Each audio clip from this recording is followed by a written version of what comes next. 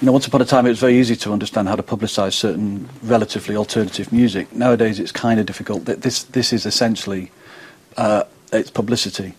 You know, all music has become marketing, it's publicity, and this is marketing something... Yeah, but you see, the interesting thing about that is it's publicity, but it's still pretty mainstream publicity, isn't it? I mean, for all the fact that it's supposed to be about the music, the album, the artwork, rubbish is it? You know, that's all about industry wigs in that audience. Who we saw them all in the VT there, who afterwards are going to pounce on these people or make their careers bigger and make more money off them. Surely, it's not just about saying it is, the art. but also what it is, I mean, it's very interesting because one of the things it does is it celebrates the album.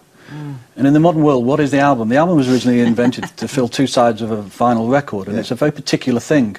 And in the modern world, of course, the idea of the album has sort of disappeared.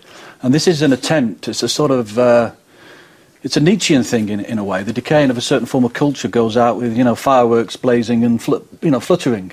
And that's kind of happening now with music, and that's happening with the Mercury. It's essentially a bunch of people who love the idea of the album. It's a wonderful thing. It was a great 20th century invention.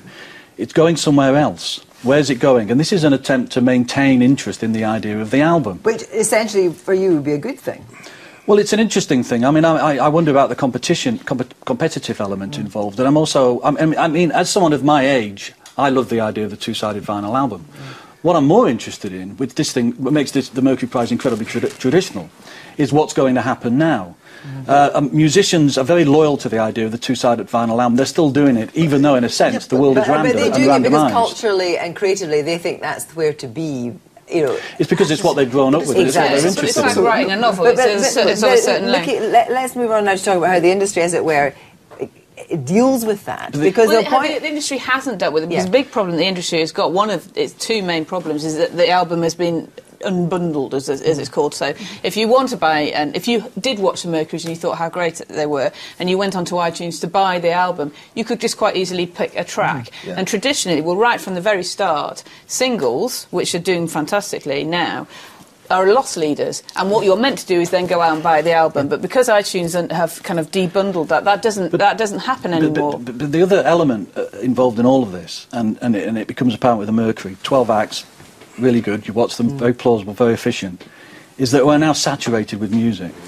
Music is everywhere. I mean, one of the things that's being lost slightly in a world that loves its music and get access to its music, and it makes you feel cool, is what music is for. What is it doing? The Mercury Prize nominees, some of which I love very dearly, their music is based on a kind of sound that was once upon a time based around disruption and subversion. But now, of course, it's just lifestyle and decoration. And so the industry takes over and basically is selling it to us because they need to make money. But within it, what is the music for? Why are we listening to it? Why do we need so much of it?